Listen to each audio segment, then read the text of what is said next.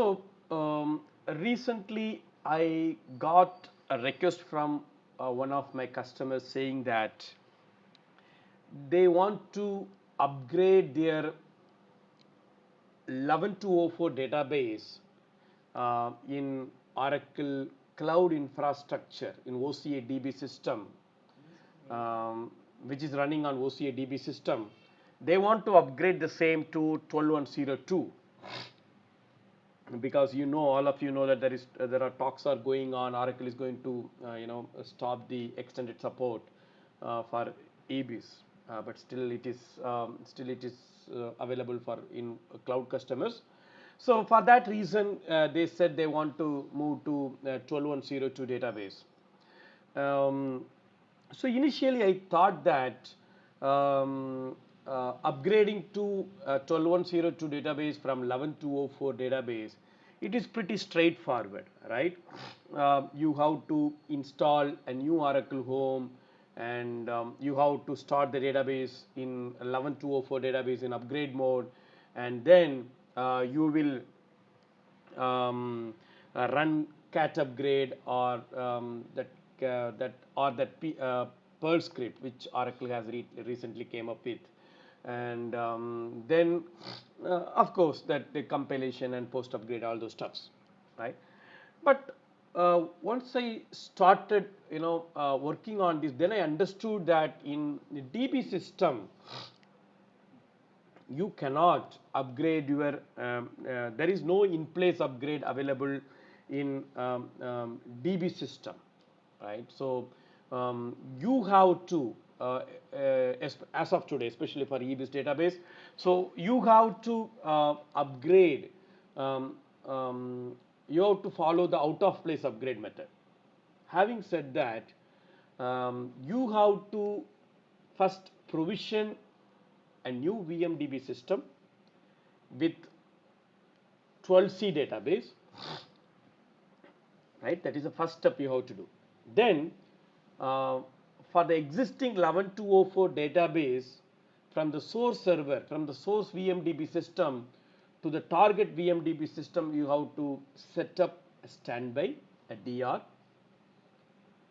Then you have to activate the DR as part of your cutover.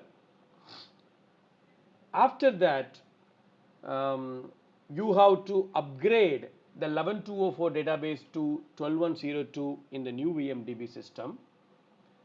And one more challenge you will encounter, since it is a 11204 database, the source is having 11204 database, it is a non-CDB database. Of course, 11204, you don't have a multi-tenant concept, because Oracle came up with this concept from 12C. So you have to the new database, 12C database, what you got in a new VMDB system, it is a multi-tenant database. So what you have to do, you will end up converting your 12102 database, which you have recently upgraded in the new VMDB system. You have to convert into multi-tenant database. Then you will plug in this database as a PDB in the newly provisioned CDB. I know as of now it will it is a bit confusing you, but once we go through step by step, you will understand how to do all those stuff. So once you have completed all these things, the final step is what you have to do. You have to rewire your application, because your e-business suite application still it is pointing to your old VMDB system. Now you have to instruct your EBIS application to point to new VMDB system which you have recently provisioned. Okay, so I am going to cover all these things in 3 different parts. The part 1, today I am going to cover how to provision a new VMDB system using your console, right? That's what we are going to see. Okay, so of course you got the tenancy account, you have the tenancy account, so using your account you can all those setups I'm not going to cover here. So you know how to log into the console. So I entered my tenancy name. Of course, it will ask you your username and password, and you have to log in using your username and password. So this is the home screen. You will get it, and you will find one sandwich menu here in the left side. So you have to click that, and you will see different options. Of course, you will use the console not only to create the VMDB system. Console is like, you will use it for various reasons. You have different storage in OCI, block storage, object storage, FSS, all those stuffs, and networking. You have to create VCN, subnet. You will manage your load balancers, all those stuffs. Then you have Oracle database section. Here you will find autonomous database, and for data warehouse, transaction processing, and all those stuffs. And here I'm going to spawn a VMDB system, right? I'm going to spawn a VMDB system. So you can spawn a VMDB system either in bare metal or VMs. You can spawn DB system, not VMDB system. You can spawn DB system either in bare metal or VM server or Exadata, ExaCS. You have ExaCS or Exadata Cloud at Customer. So here I am going to spawn. Most of the customers in my experience, they are running their database either in as a VMDB system or ExaCS. Okay. So here we are going to spawn this new database DB system in the VM server. Okay. So the methods are same. It is going to be same, and so this is my source environment, which is hosting my 11204 database. Here, all those details are here about the source database, and this is just to refer. In case I want to refer anything, I can refer. So I have collected what is the character set and all those stuff, port number and all those stuffs, right? Okay. Then as soon as you log in, you have to click that. As soon as you click this bare metal and VM and Exadata, you will see one button called Create DB System. Right? You will see one button called Create DB System. Okay. So once you click that, the first thing what you have to choose the compartment, which compartment you want to spawn your DB system. It's very important. It is very important, right?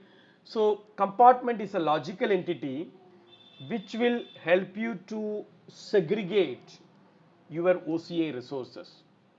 Okay, though our main intention is to upgrade the 11204 to 12102, let me just touch base everything. Okay, so compartment, it is suppose if you have subscribed to more than one region, right? If you have subscribed to more than one region, the compartment is common to all the regions wherever you subscribe. That what I'm trying to say is you don't create separate compartments for every region. Okay, and when you get the initial account, the tenancy from Oracle, you will find only the root compartment. And other compartment based on your business needs, you have to create, right? So suppose mainly if you want to keep all this compartment is not specific to DB system. It is specific to all your cloud resources, right? Whether it is load balancer, whether it is compute instance or DB system, and it is specific to everything. Whether it is VCN, subnet, everything, whatever resource. the cloud resource, you name it, you have to allocate in the specific compartment. So all non-prod compartment you can keep it in a non-prod, all non-prod resources you can keep it in non-prod compartment or production, based on your business needs. Okay, so I have my compartment my test non-prod, because what I saw, my source database is running in the compartment called my test non-prod. Okay, so I'm just choosing the same compartment. I want to keep it there. So a region, okay, my region is US West Phoenix. Region is nothing but it's a geographical area where your data centers are located. So regions are basically in different countries, or it can or it may be in different continent as well. Okay, so these are all you have to work with your sales guys, and based on your location you have to subscribe to the region which is very close to your location, so that the performance wise, of course, it is good, and you can meet all your legal requirement easily, right? So every region, then okay, then we'll move to next screen. Now you are going to create the DB system. So the name of your DB system, this is just a display name. You have to give, this is nothing specific to your database or whatever it is. This is, you can give your own name. So just give some meaningful name so that you can identify in the console. Okay, then which availability domain, which AD you want to spawn your DB system. Either it is in AD1, AD2 and AD3. Every region has more than one. Every region has more than one AD. Every region has maximum 3 ADs. And nowadays Oracle is expanding the regions very quickly, because they want to give this service in almost in all the locations from the world. So they are expanding their region. So they are coming up with a concept like they will spawn a region with one AD, okay, single AD. Then whenever situation demands, they will go up to 3 ADs. Okay, so maximum it can have 3 ADs, and region can have only one ADs as well. Okay, so here you have to choose. So AD, availability domain, is actual data center where your actual hardware resource are going to locate. Okay, so I have choose AD1 and shape type. So this one already we have talked about. So you can choose either virtual machine, bare metal or Exadata, right? So I'm going to I'm going to spawn my DB system in virtual machine. So I'm choosing virtual machine here. In case if you are going with bare metal, Exadata, you have to choose the respective tabs.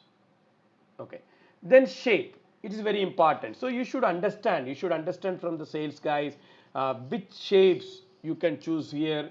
So I'm choosing 2.4. 2.4 means I will get 4 cores. Okay, so 4 available core, and based on the shape you will based on the shape you choose, you will get the number of OCPUs and the corresponding memory.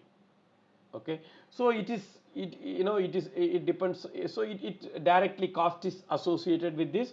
So you have to choose the respective shapes. Okay, and if you see here, I just you have n number of available shapes. I have just cut and paste only few things, but you have n number of available shapes here. So you have to choose a respective shapes. Okay, based on the number of users what you have, based on the transaction what you are going to expect, based on the SGA you are going to have in your database, you have to choose the corresponding shape. Okay. Then total node count. Of course, by default, I'm going to have only one. But if you are going to spawn a rack database, of course, you have to choose. You need two VMs in that case. So you have to choose two here. Otherwise, by default, you can go with one. That means you are going to have non-rack database. Okay. So, but one thing I want to point out here, in case if you are choosing bare metal, that means you cannot, as of today, you don't have a rack solution if you are going to spawn your DB system in the bare metal. Okay. If it is going to be in VM, you can have rack database. Most of the, several customers successfully they are running their rack databases in OCI VM DB system without any issues. Okay. Then software version, enterprise edition, high performance. So this one also you can choose, you can refer your source database. Then if it is a rack, I think the extreme performance by default it will come. Okay. So what you understood, if it is a rack, you have to choose two node here. Bare metal means you don't have option to choose rack, you have to go with default only one. Okay. So the file system in your database data files, it is not the cook file system, it is going to be ASM. So you have to choose Oracle Grid infrastructure, right? Because for running the ASM, you need the grid software, right? Because grid software you need for CRS as well as your ASM. So you need the grid. Your CRS should be up and running because your file system is going to be ASM. You are going to use the ASM volume. Okay. So I have chose Oracle Grid infrastructure, then available storage. Okay. So this one also, depends on your need. You have to choose the available storage. Depends on your database size. You have to understand what is your source database size. Based on that, these are all directly cost is involved. Okay. So you have to carefully, you have to choose, depends on your needs, right? So this is a block storage. So available storage, and based on the option what you are choosing here, the total storage will come here. You don't have option to choose the total storage. Available storage is nothing but, I can say like it's a data disk group size, and the remaining size will go for your reco disk group. Okay. And then so that's why, here I am just trying to show you, if we choose 512, the total storage is 962. So 512 for data disk group, and remaining things will go for reco. And you don't have option to choose total storage. It's a read only. The total storage is determined by the available storage value you select. Yes, they have clearly mentioned that. So you can choose maximum 40 terabyte, right? So, okay. Then how you are going to access your instance, compute instance? Of course, you need SSH. It is very much secured. So you can create SSH key, both private and public key, and using, you just Google it, SSH keygen OCI. You will find the exact syntax to create the public and private key. So public key, you have to paste it here, or you have to save it here, and then the private key you can keep it, don't lose it. You have to save it properly, so that when you are accessing the instance, you are going to use the private key to access the DB system instance. Okay. So then Oracle is giving you option to bring your own license. What you suppose, if you are coming up from your on-premises, so you don't want to procure a new license, you don't want to purchase a new license, so you can use, it's a very good facility Oracle has given to customers, so that they don't need to spend more money on the licensing part, right? They can use their own existing licensing which they have in the on-premises environment. So bring your own license. So just you can check your source environment.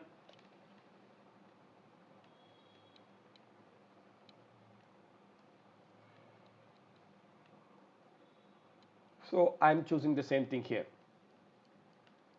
Okay. Then, so as I told you, you have to choose in which network, which virtual cloud network, VCN, in other words, you are going to virtual cloud network is a private network, where you are going to place your resources, and then um, under virtual cloud, under VCN, you are going to have subnets. um, you are going to have multiple subnet. You can have more than one subnet, and so you will create VCN, and so all these setups would have already done. So you just need to choose the VCN, which VCN you want to keep your DB system, and which subnet. So as soon as you choose here, it will display the corresponding subnet. Subnet is nothing but a range of IP addresses it is associated with, right? So you will use the respective subnet, and um, um, uh, you can create a subnet. One thing I want to, the subnet can be AD specific, or the subnet can spawn in region specific. You can create the subnet which can spawn in more than one ADs, more than one availability domain, right? So you have to choose the VCN, and you have to choose the availability, you have to choose the subnet here. Okay, so these setups and all you have already done, just I'm going to choose. Okay, then you have to choose in which fault domain you are going to place your DB system. Okay, fault domain is nothing but every so what we discussed earlier, every every region has maximum 3 availability domain, and every single AD has 3 fault domains. Okay, so fault domain is nothing but it is again a separate area to isolate your resources, so that you can keep your resource, if you can keep your primary node in the one fault domain, and the secondary node in the second fault domain. So what is the advantage? Suppose some problem is happening in the hardware resources, power failure is happening in fault domain 1, it is not going to impact your the DB system which you have spawned in fault domain 2. Okay, this is purely for high availability. In case if you don't choose the fault domain, Oracle will choose it for you. Okay, so it is better to choose, if you are basically, if you have more than one node, it is better to keep it in separate fault domain, so that you have more high availability. Okay, so it is not, it is optional. If you want, you can choose, or Oracle will choose it for you. Okay, time zone, you know better than anyone, which time zone is suitable for you. So you know the source, which so you have to choose the corresponding time zone here. Okay, so far whatever we have explained, I have explained here. We have basically we are giving the shape, the compute instance configuration, what shape we are going to use, what is the storage we are going to use. Yeah, I'm going to spawn this one in which VCN, under which subnet, and whether I'm going to use any fault domain, and what is the time zone for the instance which I'm going to spawn, and how I'm going to access. So I have created my public and private key, all those stuff. So far I have not defined, I have not give any instruction about my database. So what is, for what reason I'm going to do this activity? Basically customer asked me to upgrade my 11204 to 12102 database. So I have to spawn a 12c database, right? I have to spawn a 12c database here. Okay, so from the next screen onwards, you are going to give details specific to your database.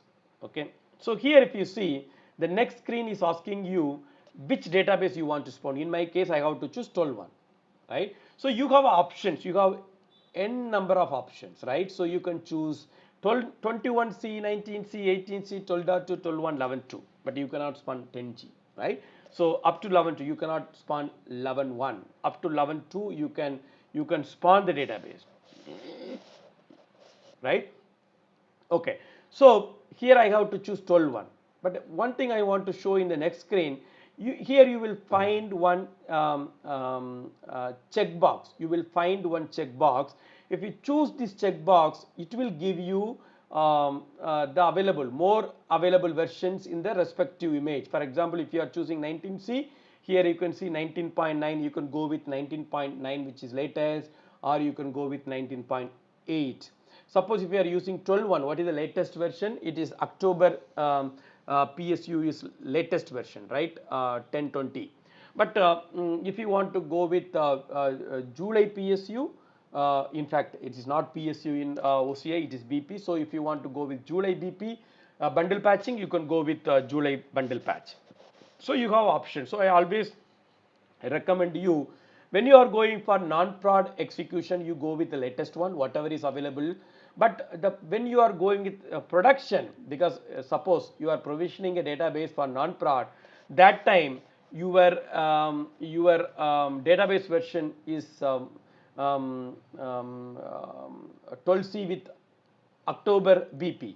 But when you are going for production provisioning, that time Oracle has already released Jan 21 BP. So in that case, I don't recommend you to choose the Jan 21 BP, because you have done all the testings and everything using, the customer has done all the testings, everything using October 20 BP. So I would recommend you rather use the version what you have chosen. So that is the reason Oracle is giving you n-2 options. Okay, so you can choose this option,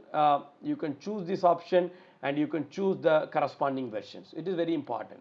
Otherwise, you will end up provisioning different versions in non-prod and production, and you may get into some unforeseen or unexpected issues in your after your production migration, which you can avoid using this method. Okay. Then PDB name, it's optional, because in my case I'm going to, of course, the PDB which is why it is they are asking for PDB name, since I'm going to spawn 12.1.0 database. Of course, Oracle will basically Oracle is forcing everyone to use the multi-tenant database. So Oracle is provisioning a database, provisioning a multi-tenant database for you. They are not giving you any option. Even though you don't give any PDB name, they will come up with their default PDB name. That doesn't mean that they are going to give you a non-CDB database. They are going to give you a CDB database. If you give a PDB name, they will give you the PDB name. But if you don't give PDB, they will use the corresponding PDB name. But if you don't give, they don't use it. They will come up with the default one, EBS, DB, whatever it is. Okay, so so you have to understand, they are coming up with a multi-tenant architecture. So all your custom programming and all those stuffs, you may need to rewrite, right? Because it should work with multi-tenant architecture. Okay, then the next thing what I'm going to use, of course, you need a credential, but it is very, very important here, because this is not only the password only for sys account. What I'm trying to say, the password what you are going to use, what you are going to provide is here for sys account, as well as your wallet password, TDE wallet password. What that means, in OCI, you spawn any version of database, either 11.204, 12.1, 12.2, 18C, 19C, 21C, Oracle is encrypted your table spaces. They have implemented a TDE concept, transparent data description. So all your table spaces are encrypted. All your means system, sysocs and all those things, of course, it is not encrypted. Other than that, all your table spaces are encrypted. Okay, so you need to open that wallet. You need to open the wallet using password. The password what you are going to use it here, it is going to be the same password for sys and your wallet password. Okay, so I would I would suggest you to go with some complex password, because this is going to be the password for your wallet, and don't miss it. Don't miss your wallet password. If you miss your wallet password, no way you can open your database, right? That's it. You have to recover, restore, whatever you want to do, you have to do it. End of the day, you need the wallet password. Okay. Then of course this is OLTP environment, so transaction processing. If you want to enable the automatic backup, you can do it, but in my case I'm not doing. This is very, very important. This is very, very important. You have to choose the character set what is available in the source environment. If you end up choosing a different character set, you will get into issue as part of your PDB CDB conversion. Okay, so this is very, very important. You have to choose the correct character set, whatever the character set available in the source environment. Otherwise, your PDB will come up in restricted mode. You have to convert into using DMU tool and all those stuffs. Okay, so after that you just click create system. It will take 45 minutes to 1 hour. So that will create the DB system, and with grid software, grid software, they don't have option. They will give you the latest version only. You don't have option to choose the grid version. Because grid version you are not interested, right? Because your customer is interested with only database version. Grid version, of course, it is just a software, right? It's just an infrastructure software, so you need not worry about that. So, and the database version, if you choose 12.1, it will come up with the 12.1.02 database, but as I told you, it is a multi-tenant database. Okay, so this is how you have to provision a new DB system.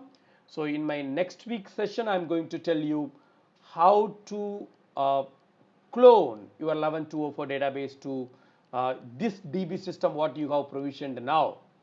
Okay, and then how to upgrade that 11.204 database to 12.1.02, and that we will see it in the next session.